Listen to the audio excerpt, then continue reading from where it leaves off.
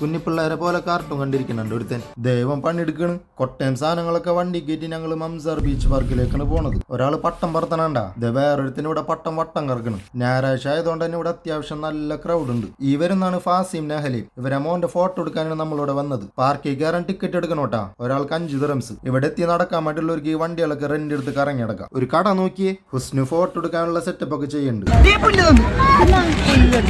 കാറിൽ മറന്നു വെച്ച് ഒന്നും എടുക്കാൻ പോയാണ്ട് ഇവര്. അപ്പത്തിനും ഹുസ്നോടെ റെഡിയാക്കി. ഷജീർ ഉറക്കുമായി. നമുക്കെന്നാ എന്തെങ്കിലും കഴിച്ചിട്ട് ഫോട്ടോ എടുക്കും ഉമ്മച്ചിന്ന് വിൽദ എന്നിട്ട് എന്റെ പേര്. എനിക്കിപ്പോ 1 വയസ്സായി.